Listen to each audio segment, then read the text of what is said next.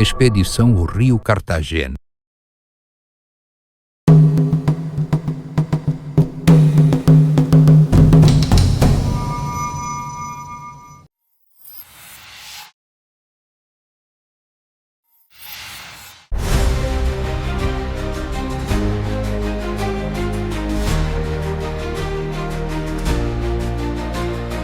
Passos que coam na imensidão, montanhas sussurram a história em canção.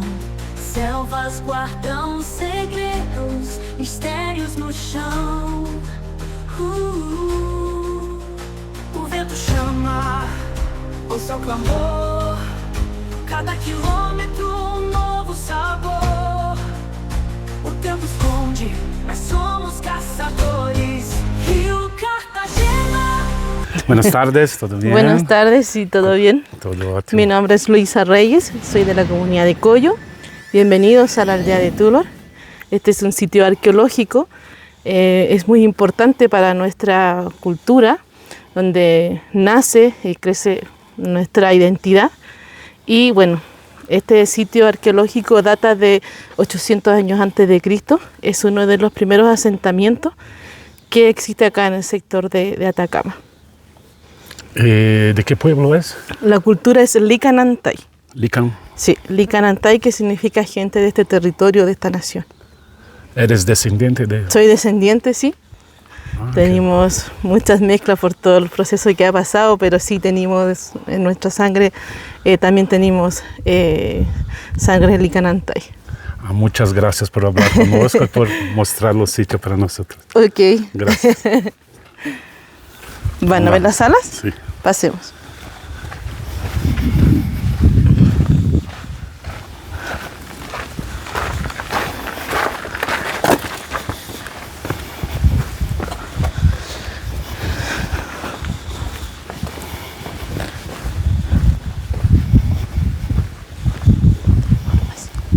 Aquí cuidado con la cabeza porque son pequeñas las puertas. Gracias. Adelante. Permiso.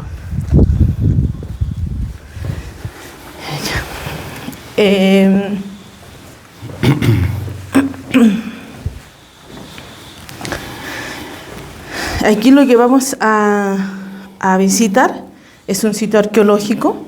Las piezas que están en el centro son originales. Fueron encontrados en el lugar donde ustedes van a visitar. Son piezas que datan de 800 años antes de Cristo. Algunas son un poco más posteriores. Pero ese es el rango en que están estas piezas. Las negras que se ven al borde son más antiguas y estas que son más grandes son vasijas para poder conservar los alimentos más frescos y para echar también el agua, para trasladar de un lugar a otro. Estas piezas de acá son réplicas que se hicieron para poder un poco ir manteniendo nuestra cultura. Si no están bien trabajadas o bien cosidas, se rompen fácilmente, que es lo que pasó con estas piezas al momento de cambiarlas. No es cocida. Sí están cocidas, pero cuando no llegan en su cocción que corresponde, se rompen o generalmente se hacen tiras. Y estas de acá son hechas a máquinas, por eso son como un poco más perfectas. Pero las originales, las negras son originales, fueron hechas manualmente y son hechas a mano, no son ninguna máquina. Y bueno, ahí su especialidad es la alfarería. O sea, lo mejor que podían hacer es la alfarería. Y con el tiempo, con el pasar del tiempo, empiezan a hacerla más fina, con más detalles, y la cocción va a depender cómo lo hagan cocer.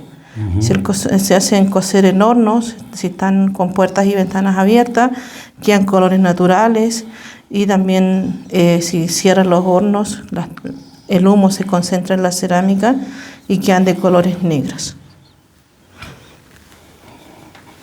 Detrás de usted tenemos una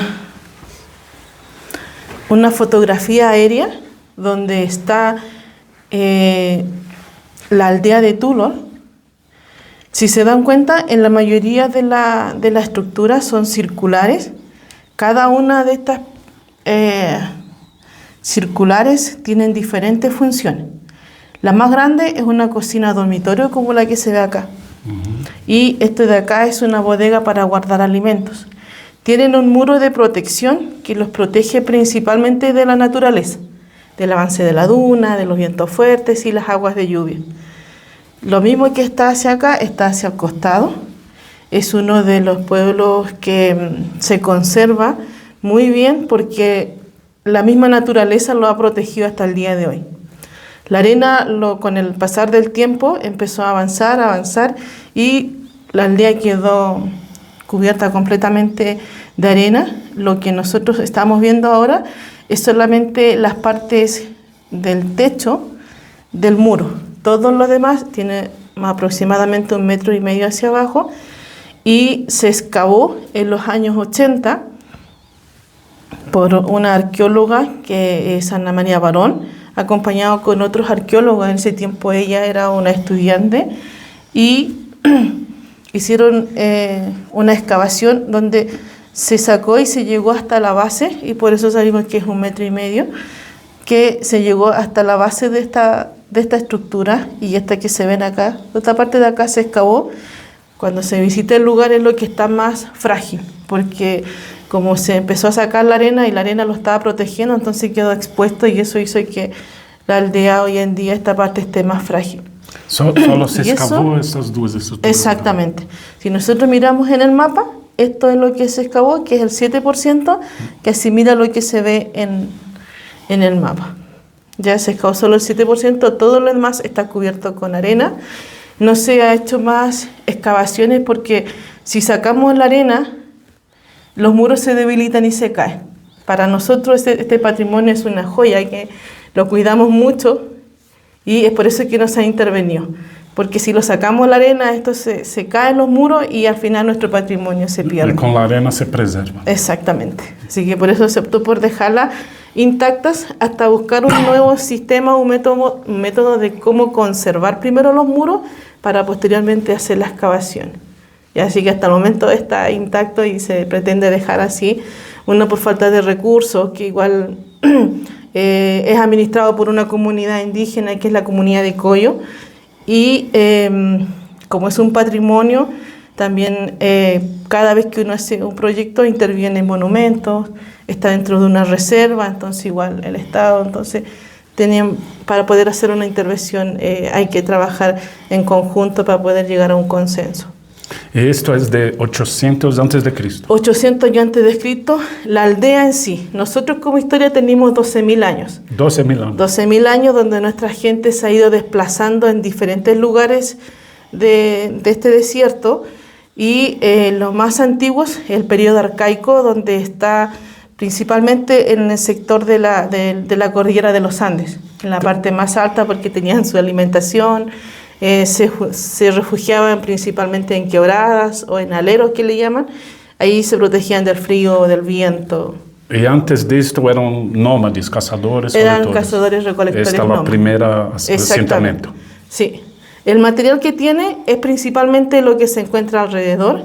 Es arcilla, tiene agua y desde ese entonces ya reciclaban. Reciclaban huesos de animales, piedras, cerámica, la ceniza. La ceniza es como hoy en día el cemento, le da firmeza a los muros.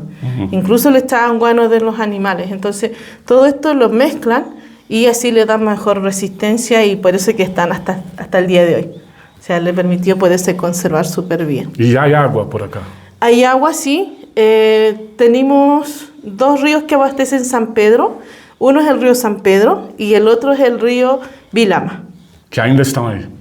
Sí, todavía existen acá y principalmente cuando nosotros hoy en día lo aprovechamos para los cultivos. Antes pasaba desde aquí a 600 metros hacia la cordillera de la Sal y el caudal era de 300 a 400 milímetros al año.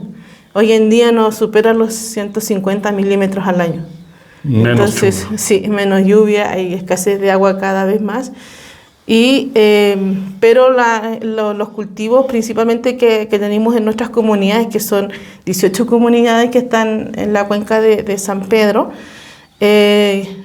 principalmente se abastecen de estos cultivos, principalmente para para la misma alimentación propia de nosotros. Las 18 comunidades, todas descendientes de los pueblos originales. Exactamente, Sí. sí. Esto es solamente un dibujo de cómo vivían en ese tiempo. Lo asimilaron en otra comunidad, en Bolivia, que tiene las mismas condiciones y las características de las construcciones, y hicieron unos dibujos como para asimilar cómo era en ese tiempo. Y había llamas, Sí, habían llamas, vicuña. vicuñas, guanacos. Así que las primeras especies son la vicuña y el guanaco, y de ahí, de la derivación de estas dos especies, sale la llama y la alpaca. Ya se van adaptando a diferentes condiciones. En la altura tenemos la vicuña y el guanaco. Seleccionan la mejor especie, acá hace más calor, por ende empieza a desarrollarse mejor esta especie y empieza a crecer más. La lana es más pesada, entonces empiezan a caminar más lento, y ahí pasa el proceso de domesticación de esta especie. Y aprovechaban todo también. Aprovechan todo al máximo, sí. Carne. La carne, aprovechan también la piel del animal, la lana. Las puertas, de hecho, eran con cuero de animales, por eso es que las puertas son pequeñas, no son muy grandes. Y eso era principalmente porque estaban cubiertas con los cueros de los animales. La cama era cuero de animal, lo curtían bien, y la misma lana hace que quede más blandito, entonces estando bien trabajado el cuero, no hay ningún problema, se puede dormir súper bien. Muy bien. Sí. Acá tenemos una maqueta para que se puedan dar una idea de cómo eran las construcciones. La mayoría de las estructuras son circulares, tienen pasillos intermedios para poderse comunicar unas con otras. En la forma del techo de las casas es solamente una teoría de que sean así. Se encontraron 5 pilares en el centro, y una de las teorías, esta es la más acertada, porque les permite que la misma agua escurra hacia los costados. Tenían la misma vegetación, que es brea, lo que se ve en el techo. La brea en el centro es como una especie de esponja, y es un aislante natural. Le permite que se conserven altas y bajas temperaturas, y el material de la arcilla o el barro, eso también le permite bajar la temperatura. Eso es lo que nosotros usamos, la medicina natural. Eso lo usamos bastante cuando hay fiebre en los pequeños generalmente, que es más complicado, más complejo, entonces usamos solamente medicina natural. Y la forma del techo es como la forma del volcán Licancaur, que es uno de nuestros volcanes importantes o tutelares para nuestra cultura, entonces como nuestra deidad, por eso que tienen la forma en los techos. También les permite que pueda caer el agua hacia los costados. Cada uno de estos espacios tienen diferentes utilidades. Esto de acá, por ejemplo, es como un lugar de aprendizaje, donde hay lugares de aprender a tocar los instrumentos, de hablar idiomas, de aprender parte de nuestra cultura. Una escuela. Como una escuela. Tienen patios para poder jugar, tienen las conas, que es lo que se ve acá, por ejemplo. Esa es una cona donde está moliendo, se muelen granos, también la sal, entonces es una cona de piedra, y lo guardaban en tejidos de lana para que se pueda conservar bien la harina y no se echa a perder. Tiene un lugar específico donde tienen los cultivos, y también tenían las llamas y la alpaca para poder hacer caravanas, donde ellos hacían trueques. Entonces iban hacia el sector de Bolivia, también salían hacia los incas, donde hacían estos intercambios de productos, intercambian conocimiento, experiencia, y también forman nuevas familias. Por eso es que nuestra cultura fue cuatrilingüe. Hablaron el kunza, que es nuestro propio idioma, el quechua, el aymara y finalmente el español. Convivían con aymaras. Sí, igual, hicieron muchos trueques y ahí hacían sus intercambios de productos, y constantemente. Este es como el centro del comercio, donde venían de todos lados, incluso los changos de la costa igual. Iquique, por ejemplo. Iquique. Entonces toda esta gente que en ese tiempo eran, por ejemplo, los tiahuanacos, los incas, y también los changos en la costa. Los incas vieron acá. igual vinieron hacia acá y hicieron todo estos intercambios, pasaron por el sector de los tambos, que están Pero no en lugares... conquistaron acá, no hubo guerra acá. No, acá Como los no. incas. No. No, solo sé como un lugar, un periodo muy corto donde hubo, llegaron acá. Principalmente muchas de estas culturas fueron complementadas unas con otras. El Inca, por ejemplo, nosotros como teníamos mucha agua, nunca pensamos canalizarlo, por ejemplo, porque el agua era suficiente. Pero cuando ellos llegan acá, ellos dicen, sí, podíamos aprovechar mejor el agua. Y lo empiezan a hacer de piedra, las terrazas, para aprovechar mejor. Entonces, es una complementación de todas estas culturas para poder mejorar ciertas condiciones. Por ejemplo, tenemos en algunos lugares que están, por ejemplo, en Turi, que está más hacia el norte, hay vestigios que donde estuvieron los incas, donde nuestra gente también trabajó y tuvo que producir mucho más alimentos para llegar hacia los incas y para nuestra gente. Entonces ahí tienen, por ejemplo, los quipus, que es una madera con hilos. Y es una forma de controlar o de registrar, llevar un registro de cada producto. Por ejemplo, un nudo de la lana te identifica un producto. Y ahí uno sabía el registro, la cantidad de más productos que tenían que producir, por lo tanto decía ya, hay que sembrar más de estos productos porque es lo que más necesitan. Entonces es como una forma, y lo más antiguo, los registros de estos son de piedra, que estaban talladas en la piedra, en las mismas rocas, y ahí están los registros de poder llevar el control de la cantidad de productos que necesitaban. Pero los equipos se podía transportar, ¿no? Exactamente. Cada vez que iban llevando su registro. Como una carta. Sí, iban llevando su registro, entonces así ellos sabían la cantidad de productos que necesitaban para poder sobrevivir. Esto todo hasta la llegada de los españoles. Exactamente. También tenemos acá el sector de la inclusión para los jóvenes que vienen con discapacidad y así poderle darle la oportunidad de que puedan también disfrutar de este hermoso lugar. Conocer sus orígenes. Exactamente, así que por eso es que se trabajó en este proyecto con la comunidad para poder dar a difusión de los mismos jóvenes, niños que puedan también ser partícipes de nuestra cultura. ¿Hay muchos niños acá? Sí. ¿De las escuelas? En la escuela, sí. Así que la idea igual es que puedan igual prepararse para poder atender a una persona igual.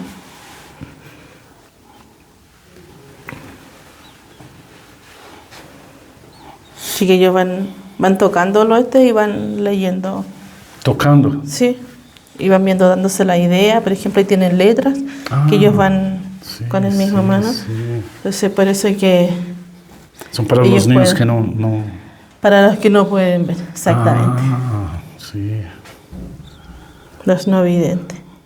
Ellos van tocando y van conociendo, van viendo de otra manera para poder también disfrutar de los lugares, de los paisajes.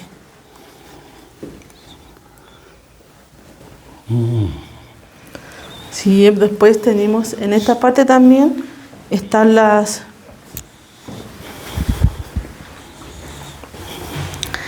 pipas y los tejidos de colores naturales. Las pipas más antiguas son de piedras.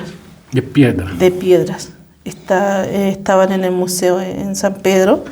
Ahí se encontraban las primeras pipas que son de piedra. Posteriormente están de cerámica. Son monócromas, eso quiere decir que no tienen ningún tipo de diseño. Y posteriormente las tabletas de rapé. ¿De rapé? Sí, este es con la influencia de la cultura tiahuanaco, donde hacen, lo utilizan principalmente los chamanes para comunicarse con sus dioses y no toda la población, y principalmente para la sanación. Y es alucinógeno, ¿no? Exactamente. ¿Ya? Lo utilizaban con otras mezclas porque el cebil es muy fuerte, entonces incluso puede ser mortal. Por eso lo mezclan con otras hierbas y es todo un proceso ¿Puede ser para mortal? poder, sí. De hecho, hoy en día todavía lo usan en la medicina, entonces tienes igual su ¿Y forma esto de es utilizar. original? Este de acá no es un tejido, que es una réplica. Una bolsa, ¿no? Es una bolsa, sí, es un tejido. Nosotros lo conocimos como chupa. Es un tejido que lo utilizamos cada vez que vamos a hacer un ritual, un agradecimiento a la tierra o cuando vamos a hacer una ceremonia en especial. Usamos la chupa y es solamente para usar con hoja de coca. Entonces se usa solamente en fechas importantes. Cada vez que uno va a hacer una ceremonia o lo invitan, no sé, por ejemplo, para el Año Nuevo, nosotros usamos también la chupa para agradecer también. Entonces, coca era usada acá también. Sí, lo usaron bastante. Lo usaban porque cada vez que hacían, por ejemplo, cuando caminaban larga distancia, usaban la hoja de coca para poder mantener principalmente el cuerpo. Uno come la hoja de coca y no te da hambre, no te da sueño, no te da frío, nada. Más Entonces energía. puedes caminar y caminar. Muchas veces acá igual lo usan principalmente para fines ceremoniales, pero cada vez que hacían estas caminatas largas usaban igual la hoja de coca. Hoy en día lo usan bastante. Donde se produce la hoja de coca es en Bolivia, y de allá cuando hacían los trueques traían la hoja de coca y de acá llevaban productos como algarrobo, chañar, los frutos Provavelmente nativos. para la guerra también, Cuando están guerreando, para se quedar más... Sí, la verdad que acá nuestra gente era muy pacífica. De hecho, no son tan así de pelear, pero sí porque buscaban como a los líderes con sabiduría y experiencia. No era así como que el guerrero que pelea era el más fuerte o el mejor, no. Buscaban la sabiduría, la experiencia, porque tenían el conocimiento. Entonces, por eso es que fue como más fácil poderlo dominar, pero sí ellos usaban muy bien la boleadora, por ejemplo, para poder amarrar a los animales, y también las flechas para cazar a los animales. Entonces, por eso es que fue una forma de defenderse, usando las flechas y las boleadoras. Las boleadoras lo usaban generalmente para aprovechar y sacar la lana de las vicuñas y los guanacos, porque la vicuña y el guanaco son animales que corren muy fuerte, a una velocidad muy fuerte. Entonces, para poder obtener la fibra, porque es de mejor calidad, la utilizaban. Entonces, ¿qué es lo que hacían ellos con las boleadoras? Como que las atrapan las patitas, se caen y después la esquilan y las dejaban libres. Entonces, así esto les permitía que se pudieran reproducir también. Sí. ¿Y por qué lo usaban estas fibras? Porque es una fibra una de las segundas de calidad. Después del algodón viene la fibra de vicuña, y tiene una particularidad muy especial, que eso lo aprendí de una persona que vivía con estos animales en la cordillera, y me decía que tienen como una capa que es como de grasita, que es natural propia de ellos. Y en el verano esto se esparce en su fibra, y cada vez cuando ellos van a cortarle la lana, se viene esa fibra con esa grasa especial. Y cuando ellos hacen sus tejidos, es como hoy en día una chaqueta, por así decirlo, de Gore-Tex, es liviana, cuando está bien trabajada, no entra agua, y la puedes utilizar para poder ir a larga distancia. Entonces Impermeable. te protege muy bien, impermeable. Entonces por eso es que lo usan esta fibra, para poder protegerse principalmente de la lluvia y de los vientos. Entonces es un estudio que es por años, o sea, de poder tener como conocimiento, de poder aprovechar esa lana y no de una llama, por ejemplo, una alpaca, que es mucho más fácil porque son dominadas y una las puede tejer, pero no tienen las mismas características. Es mucho más gruesa, tiene otras como cualidades, que igual es un poquito más pesada, pero igual te abriga, puedes hacer una cama mucho mejor. Sí. Entonces tiene sus formas de poder... ¿Y cuál es la relación de este pueblo? ¿Es lo mismo pueblo acá, Pucará de Quito? Sí. Lo mismo pueblo. Desde aquí se van a hacer Pucará de Quito. Y se van de acá porque hay un periodo de escasez de agua, que hace que ellos emigren de aquí de la aldea y la aldea queda propiamente ya abandonado y fue utilizado en 2 periodos. Primero como una vida sedentaria, cuando ellos viven una vida cotidiana, y posteriormente ellos emigran y después vuelven a sepultar a sus seres queridos. Y en la aldea, en el Pucará de Quito, cuando ellos emigran, se van siguiendo el curso del río. Y primero se van los animales porque si no hay agua no hay vida. Entonces el agua, como empezó a caer menos aguas de lluvia, la poca agua que caía lo absorbe la arena, porque todo este sector es pura arena. Entonces lo absorbe la arena y el agua ya no escurre, no avanza superficialmente. Entonces se pierde. Subir el río. Exactamente. Entonces ellos van siguiendo el curso del río y llegan hacia el Pucará de Quito y establecen ahí el Pucará o la fortaleza, porque hay piedras y la piedra con la arena se mantiene el agua. Entonces por eso es que ellos hicieron en este sector el Pucará de Quito. Pero en Pucará de Quito es una fortaleza. Entonces, es una fortaleza. Tiene construcciones de piedra, porque el material que tienen más allá es piedra, pero están pegadas con arcilla y barro. Y eso le da la firmeza. Entonces en Pucará de Quito ya había guerra. Después que se van de acá, cuando llegan allá tienen el conflicto con los españoles. Con los españoles. Con los españoles. Entonces acá vivieron súper bien, hubo mucho intercambio de productos, intercambiaron conocimiento, experiencia, la población empezó a aumentar, pero cuando llegó la invasión española empezaron a pasar muchos cambios. Dentro de ellos sale lo que hoy en día le llamamos como el sincretismo, que hablaba nuestra gente el Kunza, y en ese entonces después te prohibían hablar el Kunza. Hasta pocos años después, hace poco tiempo, ¿no? En el colegio también. Entonces, algunos, por ejemplo, que hay profesores que son de acá, de la comunidad, de aquí de San Pedro, que aprendieron porque en el colegio hablaban español, pero cuando llegaban a sus hogares, la mamá, el papá o los abuelos hablaban en Kunza. Yo, por ejemplo, sé algunas palabras porque, no sé, nosotros los retaban y los hablaban en palabras en Kunza, pero así como hablar fluido, hoy en día no. No se habla más. No se habla. Antes había en el colegio, eran talleres que uno podía, por ejemplo, como hay hoy en día de danza, de deporte y eso, igual era como una opción. No era parte de la base de nuestra educación. Entonces los españoles querían matar la cultura. Exactamente.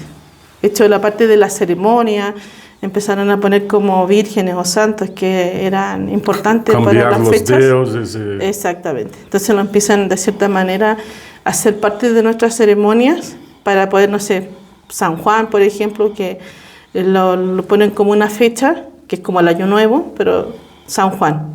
Entonces van poniendo imágenes o santos para poder hacer adoraciones, pero también esta parte de nuestra identidad que es el agradecimiento a los animales por la producción que lo dan. No sé, por ejemplo, igual sacamos la lana de ellos, la carne, la leche. Entonces, por eso es que es de mucha importancia para nosotros. Claro. Estos animales, como también la tierra, que si bien es cierto, para nosotros, como parte de nuestras deidades, lo más importante es el agua. Porque si no hay agua no hay vida. Sí. Pero también tenemos la tierra que se van complementando. Pachamama. Porque sí, para nosotros es Patajoiri, que significa madre tierra. Y porque si no hay tierra no hay donde sacamos los alimentos. Pero también tenemos la energía. Por ejemplo, el sol. Entonces los incas lo llaman el Inti. Entonces, porque es la energía. Entonces, sí. Por eso es que, por ejemplo, los incas hacían adoraciones al sol. Pero como estábamos todos en una de la misma familia, entonces hubo mucha mezcla de nuestra gente. Entonces, hacían adoraciones al agua, a la tierra, a los volcanes.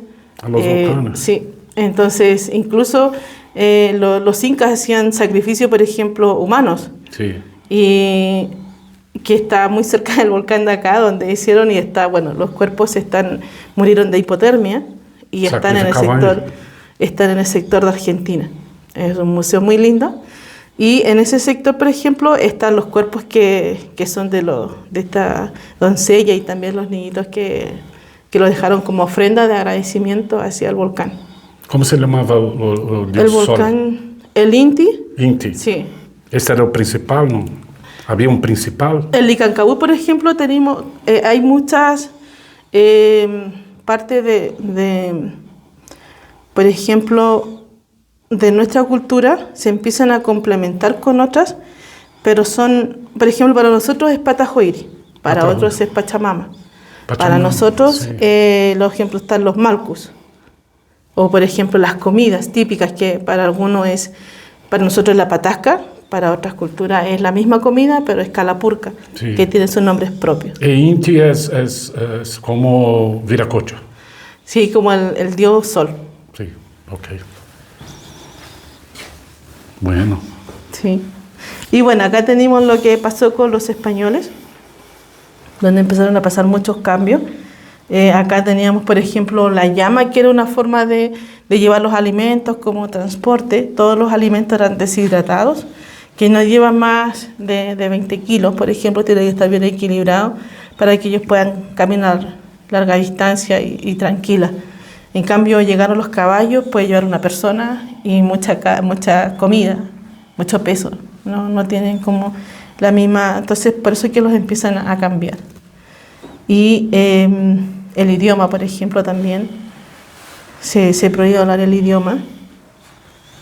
Entonces la última batalla fue en Pucará de Quitor. En el Pucará de Quito. Y después de esto, fin de la cultura. O sea, todavía seguimos nosotros. Cuando pasa el tema del sector del Pucará de Quitor, los españoles buscaban principalmente riqueza. Oro, plata. Y había acá. Sí, acá hay. Lo que sí, por ejemplo, para nosotros, lo que es para ellos como oro, plata, para nosotros era importante la sobrevivencia.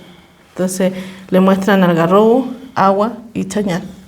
Obviamente se enojan porque ellos no querían eso, sino que para nosotros era lo más importante, como casi una riqueza que ellos buscaban. Entonces, obviamente se enojan mucho y se van. Llegan en 2 periodos. Primero, como siguiendo en este sector, conquistando, ¿no es cierto? Y como no encontraron lo que ellos querían, se van y empiezan a traer mucha gente que estaban encerrados, y lo único que ellos tenían que hacer era matar a nuestra gente. Mataron efectivamente mucha de nuestra gente, y lo que hicieron ellos fue conservar o proteger a los niños, que es el futuro. Y quienes cuidan a los niños son las mamás. Los dejaron refugiados en otro sector y solamente al Pucará fueron los hombres. En este sector, mucha de nuestra gente, para no ser esclavos de los españoles, se tiran al vacío. Y bueno, ellos igual mataron a muchos de nuestra gente, los cortaban la cabeza y bueno, los dejaban arriba de las maderas como una forma de asustar a nuestra gente. Y van conquistando más hacia el sur. Los que en un tiempo fueron niños, somos nosotros, los que hoy en día estamos en esta cuenca de Atacama, en todo este sector, desde la comunidad de Peine hacia la otra comunidad hacia el norte, que son Toconce. Tenemos muchas mezclas porque pasan la frontera, no había límite, entonces pasaba la frontera y llegaba a Bolivia, llevaba a Argentina. Teníamos muchos descendientes de nuestras familias que viven en Argentina, viven en Bolivia, entonces, porque pasas la cordillera y ya estás en otro país. Sí. Entonces, por eso tenemos muchas mezclas y hay muchas similitudes, por ejemplo, por eso se hacen el agradecimiento, porque como ellos hicieron allá, vinieron para acá, entonces se empiezan a complementar. ¿Y había acá como que 10.000 habitantes? Sí, había muchos de nuestros habitantes, porque como empezó a aumentar la población con todos estos intercambios, todo esto, entonces llegaron mucha gente a vivir acá. Y bueno, muchos de ellos también murieron tanto españoles, porque nuestra gente lo que hizo para poder sobrevivir era cazar prácticamente a los españoles, porque era la única forma de defensa que tenían, que ir a enfrentarse, porque igual ellos estaban armados, entonces era más complejo. Entonces, como la forma de poderse defender era de esa manera. No sé si tiene alguna duda, alguna consulta. No. Es parte de nuestra cultura, que aún sigue viva. La conservamos gracias a nuestros jóvenes, a nuestros adultos, y bueno, se mantiene hasta el día de hoy. Muy importante. Sí. Bueno. Súper importante porque aprenden como de la nada. Y todo esto es un aprendizaje que lo van viviendo como el día a día.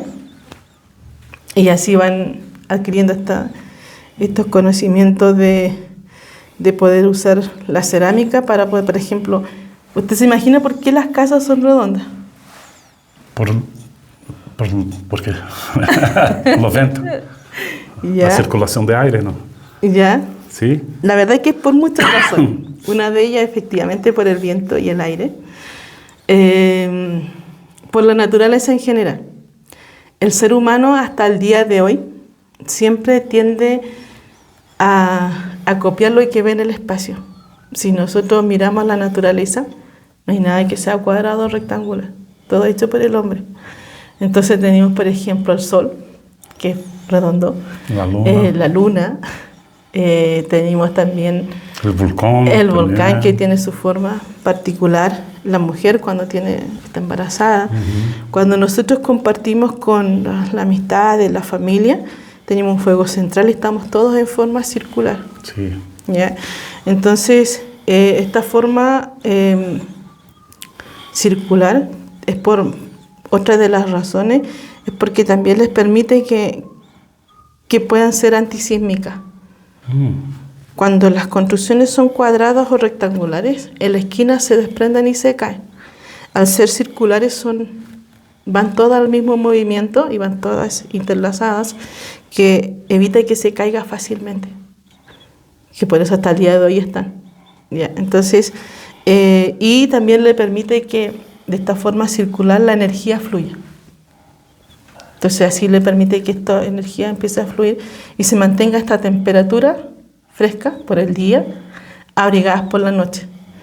Y eso es porque tiene el material, por ejemplo, de las construcciones originales, tienen la brea que es como esponja, entonces le permite que se mantenga esta temperatura ideal, que sean frescas o abrigadas, y la arcilla o el barro, que es lo que se ve acá en los muros, que eso, por ejemplo, afuera, cuando vayan a la réplica, uno las toca por dentro, son frescas, y si usted lo toca por fuera, es caliente. Entonces mantiene el calor del día para la noche y el fresco de la noche para el día.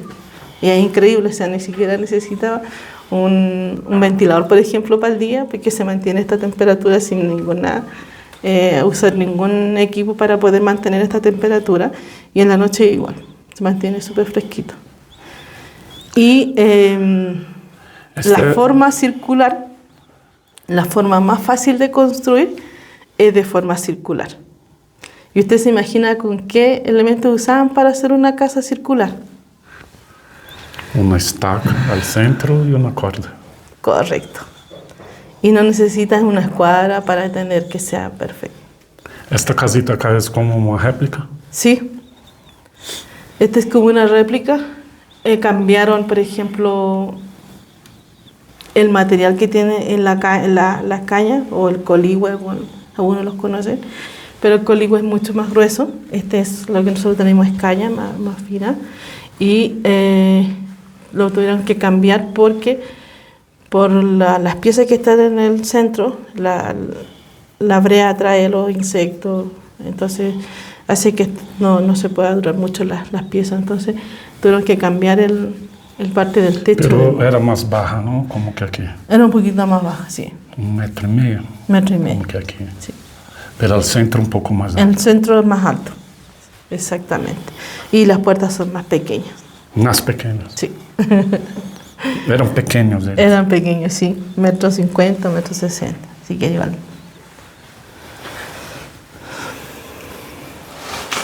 alguna duda. Muchas gracias. Ya, un placer haber perfecto. compartido con ustedes y que puedan difundir nuestra cultura, que es súper importante. Un placer para nosotros. Muchas gracias. Ya, de nada. Bueno. Y que le vaya súper bien. Hola, ¿qué tal? Hola, buenas tardes. Mi nombre es Pilar Galleguillo, soy guía guardaparque de aquí de la zona y ustedes ahora ya conocieron la historia y con mi compañera Luisa, pero ahora vamos a hacer la caminata, son 600 metros donde vamos a llegar a la réplica que se hizo con medidas exactas del sitio original y vamos a conocer la construcción de la aldea de Tulor, pero esta se encuentra enterrada bajo la arena, ¿ya? Y esto porque igual han pasado muchos años de historia. Bueno, gracias. Así que continuemos.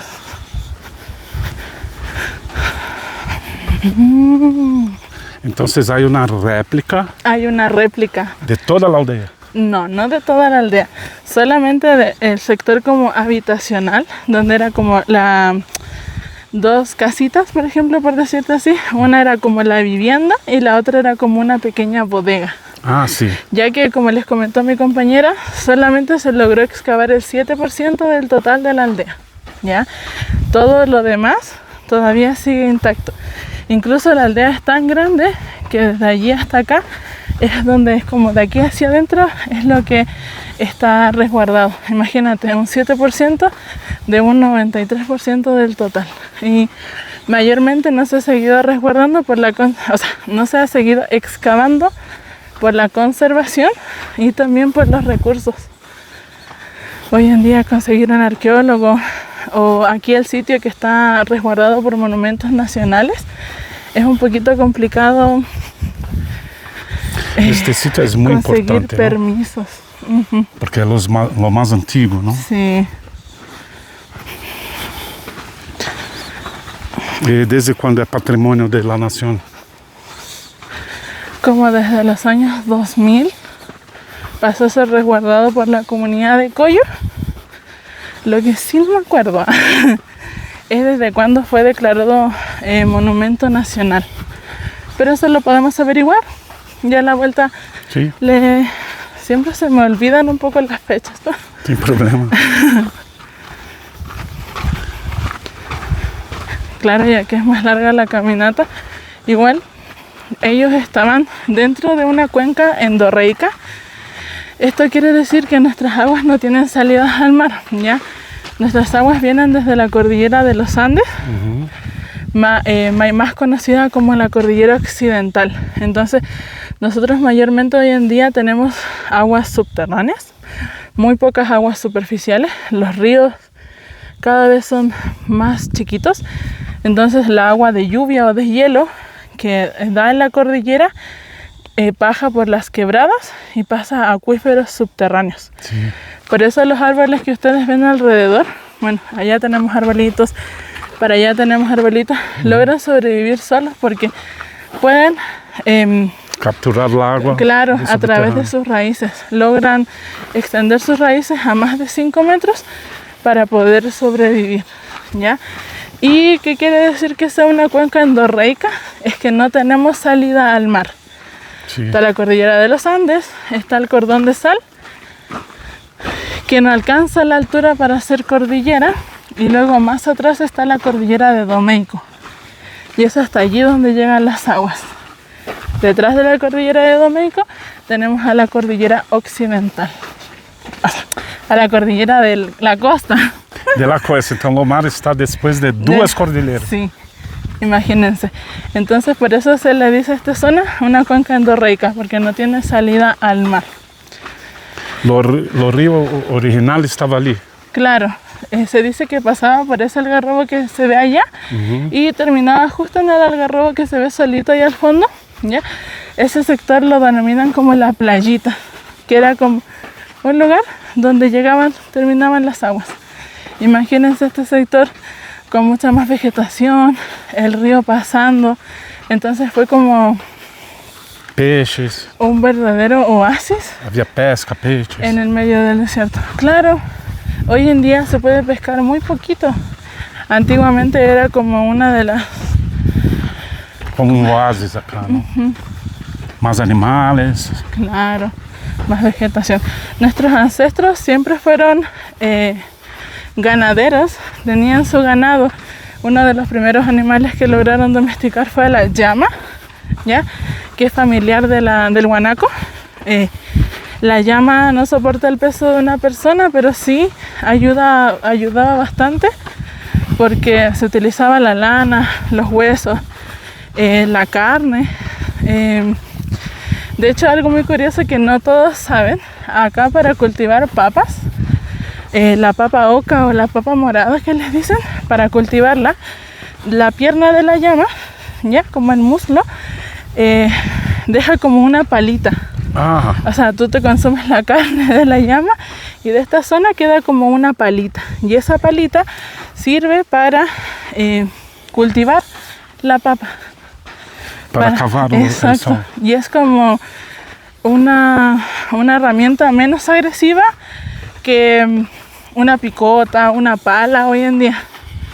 Entonces es increíble cómo desde esas épocas hasta hoy logran tener hasta esas hoy herramientas, sí. usan hoy. Hasta hoy se usa. Y la llama, como te comentaba, no soporta el peso de una persona, pero en esa época se creó el caravaneo de las llamas, ¿ya? Que eran rutas comerciales que tenían para poder hacer al trueque. Podían ir a la costa o al sector de cordillera para poder intercambiar sus productos. Por eso en la excavación se encontró conchas marinas, se encontraron maíz que se da sobre los 3.000 metros de altura. O maíz. Ajá. Hoy en día seguimos sembrando maíz. ¿Y acá producen qué? Acá lo que mayormente se sembraba era maíz, quinoa, trigo, ¿ya? Trigo. De hecho, la zona de Solor, no sé si conocen la calle de Solor, No. ¿ya? A ver, déjenme. Cuando ellos se fueron de aquí en los 500 años después de Cristo hasta los 900 años después de Cristo, donde se fueron es a zonas cercanas al río, como Quítor, Vilama, Solor, Catarpe, que son zonas más antiguas. Entonces, Menos antiguos. Acá más antiguo. acá más antigua, pero esas zonas son más antiguas que San Pedro de Atacama. Ah, sí, sí. Entonces, cuando ellos se fueron para allá, hoy en día Solor es conocido porque en esas zonas se sembraban mayormente trigo. De hecho, tenían costumbres y tradiciones, por ejemplo, la minga, que es donde todos se juntan para poder preparar la tierra para cultivarla. Entonces, no sé, yo he escuchado cuentos populares como que la mujer es la que tiene que sembrar, iban con los caballos a poder arar la tierra allá en Solor para... Caballos. Hoy. Después de los españoles. Después de los españoles, Sí, sí. porque el caballo llegó con los españoles. Sí, sí, sí. De hecho, San Pedro de Atacama se creó con los españoles. Algo curioso es que hoy en día la la iglesia de San Pedro de Atacama es es el antiguo sector donde se reunían nuestros ancestros. Pero ahí en ese sector pusieron la plaza. O Como sea, la siempre iglesia. hacen, Ajá. Por eso cuando ustedes entran a la zona de la iglesia, hay sectores que como de vidrio, donde se ve como el antiguo suelo. ¿Cómo hicieron en Cusco? Construyeron las iglesias encima de los templos, ¿no? Sí, muy similar. Hoy en día somos como una cultura mixta, pero claro, de muchas personas está como el resentimiento, porque igual los españoles fueron bastante duros, bastante drásticos, llegaron a colonizar. Y mataron mucha gente. Mataron mucha gente. Ahí es donde los Licanantay pierden su identidad, su nombre. Por ejemplo, de ahí pasan a ser atacameños, porque los españoles pusieron esta zona como Atacama y en significado es sin nada. Es un nombre español. Imagínense, ellos llegaron acá, vieron puro desierto y dijeron esto no tiene nada. Pero ellos al pasar el tiempo descubrieron que sí, aquí había mucho por descubrir, había mucha riqueza, increíble cómo nuestros ancestros lograron trabajar los minerales, la obsidiana, la turquesa, el cuarzo, la selenita, que son minerales que podemos conseguir en la zona, y a través del trueque el cobre, la plata. Entonces, ¿El oro no? Dicen que sí, yo no sabría decírtelo con certeza. También salitre después. El salitre después, entonces imagínate cómo fueron de inteligentes. Y a mí lo que más me causa es la inteligencia que tenían, por ejemplo, para hacer la cerámica roja y negra pulida. Para la roja, el horno es mejor que ingrese mayor oxígeno al horno, ¿ya? Para hacer la cocción de la pieza. La arcilla tiene que tener un mineral más ferroso para poder dar esa tonalidad de rojo intenso. Pero la negra es como que el horno hay que taparle todos los orificios, como dejar una cocción sin oxígeno. Entonces, al tapar todo, las piezas adentro, con el combustible, ya sea yareta o guano de animal, otros combustibles de la zona, el humo que va hacia las vasijas, como que las pigmenta de color negro.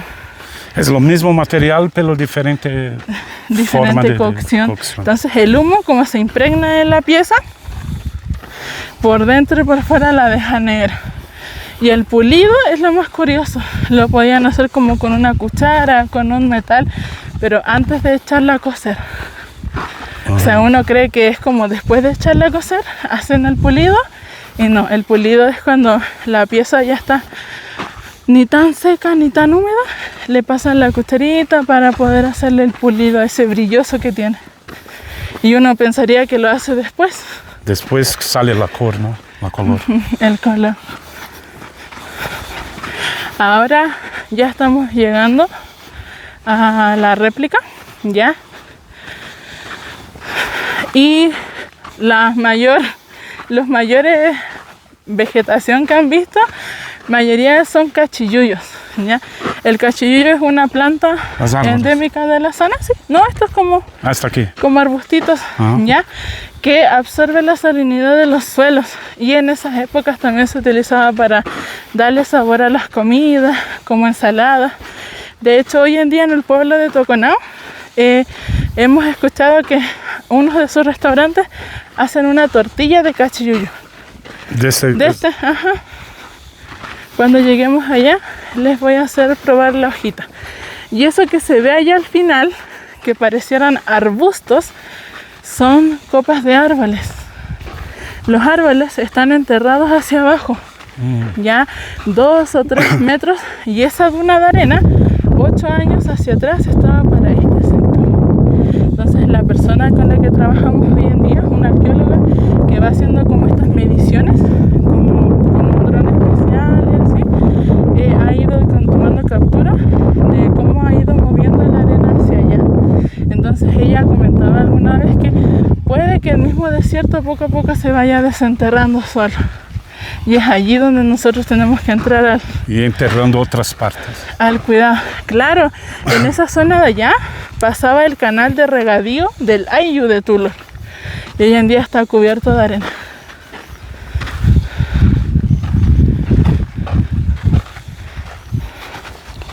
Región muy difícil, ¿no? Para una civilización. Sí. Muy extrema, ¿no? Sí.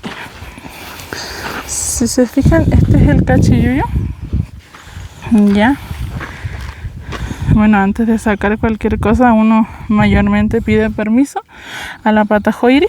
Ya, si gustas la puedes probar. Permiso. Adelante. Y si se fijan, tiene como un sabor salado. Permiso. Adelante.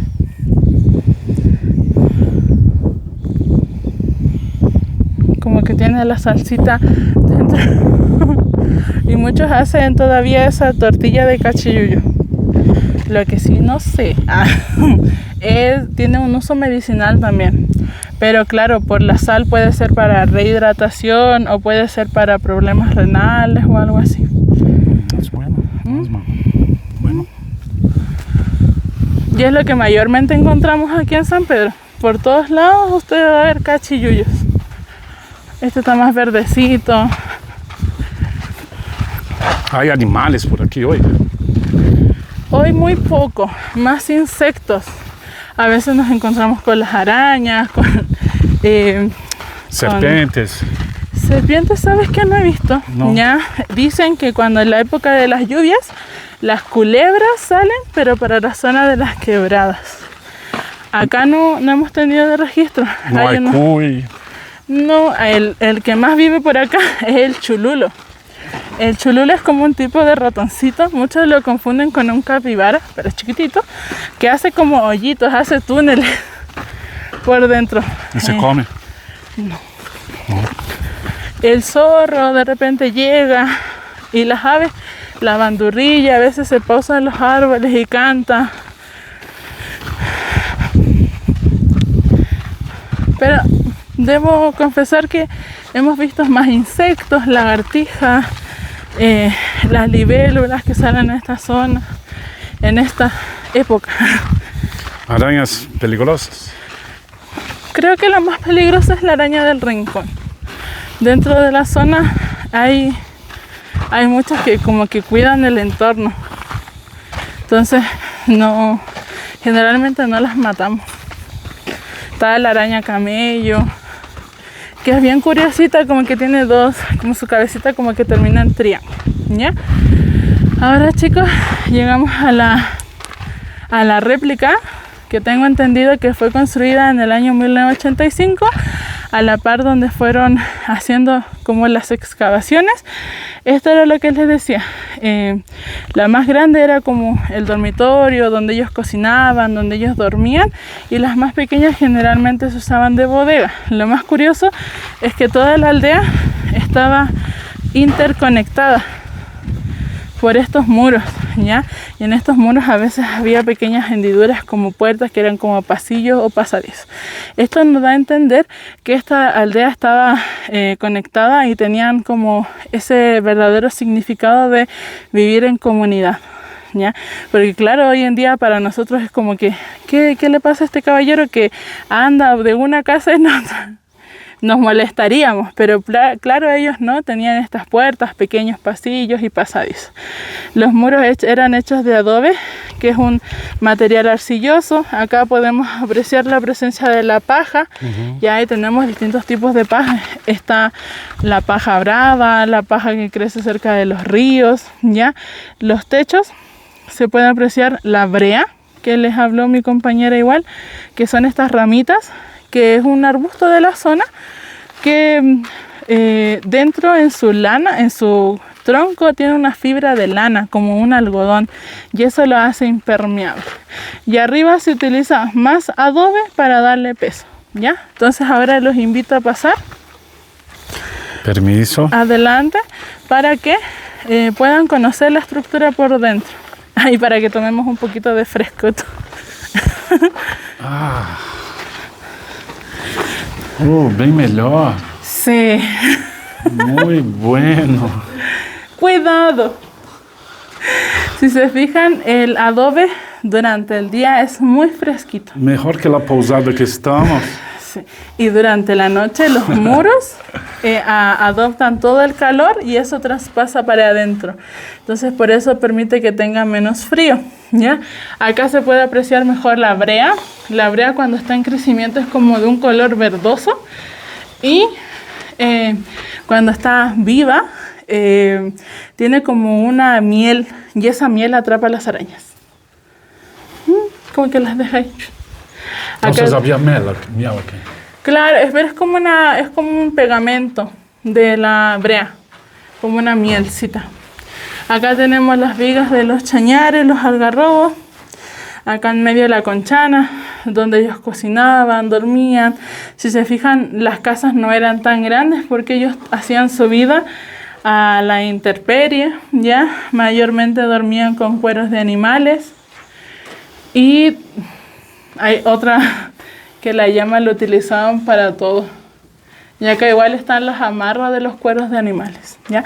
Las puertas, eso es lo bonito, que eran mirando hacia el volcán. Justo nos está visitando un pajarito. Un pajarito. Sí. Es raro. No. Las puertas eran mirando hacia el volcán de Cancabur. No sé si lo van a lograr capturar. Era muy bonito. El volcán de Cancabur es como su marco, bueno, todavía nuestro marco protector. Todas las puertas. Sí. Y era lo que daba el inicio del día. A esta hora es un poquito difícil capturarlo, pero cuando baja un poquito el sol, se ve como súper bien la silueta y el volcán de Cancabur atrás. Ahora vamos a pasar de aquí para acá. Cuidado que igual son chiquititos.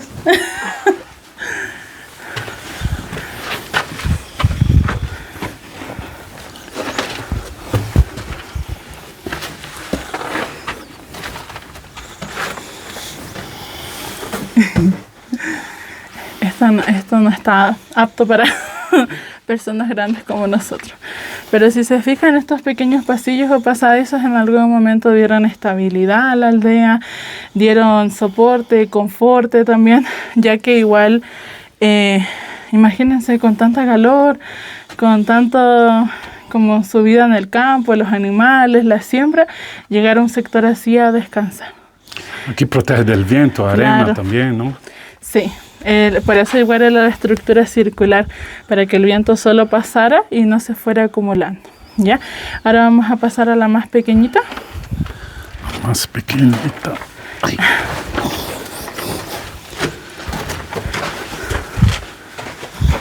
Sí, esto cuesta un poquito. Muy fresco acá. Sí, los muros eran bastante gruesos igual. Esta está un poquito más compleja de... Es grueso, ¿no? Las paredes. Era bastante grueso de los muros. Lo que nos comentaba la arqueóloga Ana María Barón, que fue quien ayudó con la excavación en el año 1980, que sus casas, ellos no tenían como la estructura del... Hoy en día le llamamos adoquín, como al bloque de adobe. Entonces lo que ella decía que era hacían como un tipo de pan. Como han visto el pan molde, así cuando está completo, similar, como un bloque bastante grueso que tenía como una pancita hacia arriba. Entonces por eso las casas no eran rectas hacia arriba, sino que eran tipo curvas, como tipo similando a un iglú. Imagínense. Como el volcán también, ¿no? Como el volcán. Como el volcán y las estructuras circulares, igual la luna, el sol, asemejaban mucho a la naturaleza. Bueno, eso no se los mencionó mi compañera, pero no yo. Se siente que el aire circula por acá, hay un pequeño viento acá, ¿no? Muy bueno. Imagínense dormir aquí, una siesta. Ya imaginé. En el momento que entré en aquella ali, ya imaginé. Ahora vamos a ir a conocer el sitio original. Harto cuidado, ¿no? Esta es más chiquitita.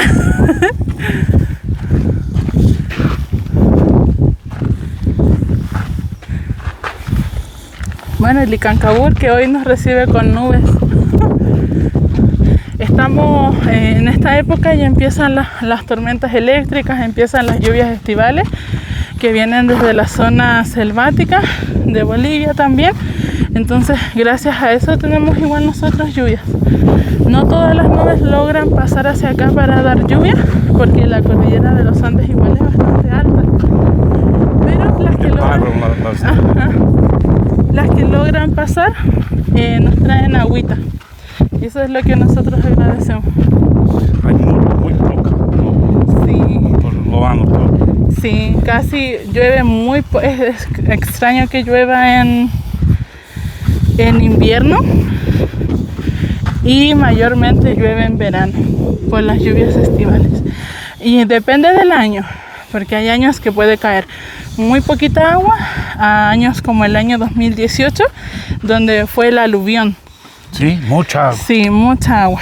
De hecho, San Pedro en esa época fue como un río, ¿ya? Si se fijan, acá ya se empieza a notar las construcciones, ¿ya? Se empiezan a notar los cimientos de las casas. De aquí un poquito más allá va a empezar el muro perimetral, ¿ya? Ellos tenían un muro perimetral, ya que sí, fueron uno de los primeros asentamientos, pero igual tenían estas pequeñas como desacuerdos con los de fuera. ¿Cómo así? Como con los otros asentamientos que ocurrieron después de ellos, habían como pequeñas peleas quizás, Sí. o quizás desacuerdos. Entonces el muro perimetral los ayudaba como a mantener resguardados a todos. Una defensa. Una defensa, claro. Acá otro cachillullo. De hecho, en la excavación, en las fotos, no estaban estos cachillullos que ya crecieron acá. Ya está más soterrado hoy. Sí. ¿Sí se ven? Aquí se fijan, ya empieza a aparecer el muro perimetral.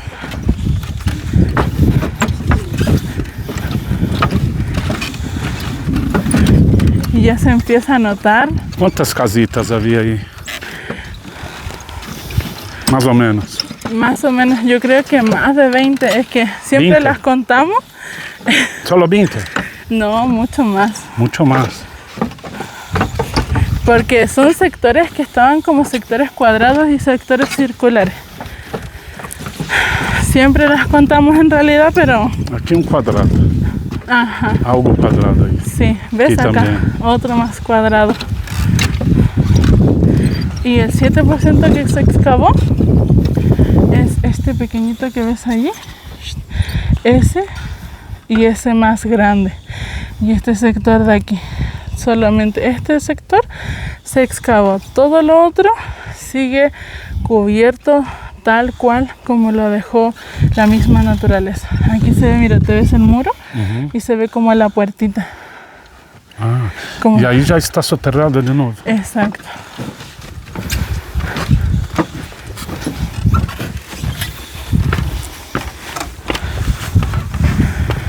Acá llegamos al mirador, que es como de un punto más alto, pero solamente se logra ver hasta allí. Luego de allí para adentro está mucho más cubierto, pero continúa hasta allá. Y el muro perimetral acá se esconde, ¿sí ven? Se esconde hacia allá. Y luego unos metros más allá vuelve a salir.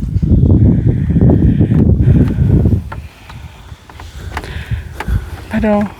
2.800 años. 800 años antes de Cristo y 500 años después de Cristo. Lograron habitar aquí. Por 1.300 años. Imagínate cuánta agua necesitaron para hacer el grosor de los muros. Entonces eso nos indica que el río que pasaba por esta zona era abundante. Entonces por eso ellos lograron estar harto tiempo bien. Su estimado de vida, sí, era corta. Ellos no vivían más de los 40, máximo 50 años. Imagínense, porque claro, era mucho más agresivo, tenía muchas menos comodidades. Medicina no era tan avanzada, ¿no? Exacto. Y los niños morían más, ¿no? Sí, morían muchos más niños. O a veces cuando no sabían las personas que estaban embarazadas y ocurrían estos abortos espontáneos, porque claro, ellas no sabían qué era como lo que tenían dentro.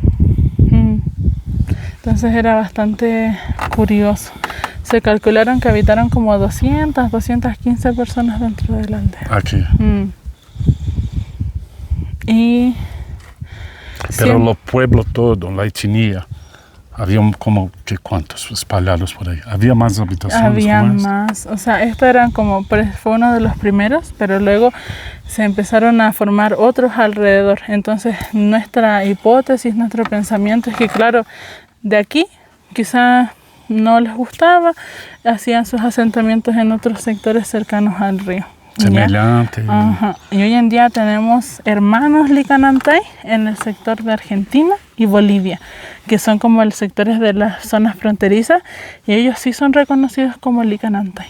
Semejante a esta construcción. Ajá. Circulares, conectados. Claro. Entonces imagínense, ellos están todavía con el nombre Licanantay porque no, quizás los españoles no llegaron hasta esa zona o ellos lograron mantener su identidad. Eso sí, el español le fue mal, o sea, llegó hasta la zona antes de la Araucanía. Ya cuando llegaron con los mapuches, los araucanos, ellos los derrotaron. No lograron seguir avanzando más allá al sur. No sé si tienen alguna pregunta, duda. Sí, había acá funerales, había momias acá. Sí, por ejemplo, en la zona del sector de San Pedro se encontraron a muchos de nuestros ancestros momificados en perfecto estado, y esto es por la sal con la arena que causaron un efecto conservador. La manera de hacer el funeral o así era mayormente poner a la persona de manera fetal, ya, porque se tiene la creencia de que tú vuelves a nacer. Se ponían mantas que eran ajuar fúnebres, que eran mantas tejidas con la lana de los animales, y se envolvían a las personas. Se ponían cántaros, vasijas con todas sus pertenencias para que no te falte nada en la otra vida, ¿ya? Y a veces ponían como minerales, como quizá cuarzos y así, en los ojos y en la boca, y esto es para que tuvieran una mejor visión y un mejor habla. Esa era como su manera del funeral. Una vez acá un abuelito me contó que dentro de la aldea de Tuilor sí había como una habitación designada para como cementerio, ¿ya? Por ejemplo, esa casa, cuenta él que estaba en la casita y enterraban a la persona como les expliqué, y la puerta la cerraban con más adobe, como que esa casa quedaba cerrada. Entonces, eso igual yo quedé con la curiosidad porque no sabríamos decir cuál de esta es, pero claro, imagínate, puede estar todavía acá muchos de nuestros ancestros en el sector de allá del arbolito. Hay muchos entierros también, y todos están en perfecto estado de momificación, pero constantemente vamos a los lugares para poder hacer como cubrirlos un poquito de arena para que igual ellos estén descansando, ¿ya? Antiguamente nuestros ancestros, algunos estaban en exposición en el Museo Gustavo Lepage, ¿ya? Y la misma comunidad indígena pidió que todo San Pedro pidió que se guardaran para que no siguiera mostrándose como al público, porque era como una falta de respeto para nuestros ancestros estar en exposición. Pero era increíble. Yo vine cuando tenía 5 años acá al museo, me logro tener como esos flashbacks, y era como un cuerito delgadito de la carita de las personas, y la Miss Chile, que era como la más famosa, tenía hasta el cabello. Muy preservado. Y hay mucho ahí por excavar, ¿no? Sí, de hecho, aquí y en todo San Pedro son zonas de entierros, zonas de cementerio. Mucho a descubrir aquí, ¿no? Falta mucho por Porque descubrir. só se escavó ese chiquito acá. Muy chiquito. 1, 2, 3, 4 Claro. recintos. Todo lo resto ahí puede ter algo. Intacto.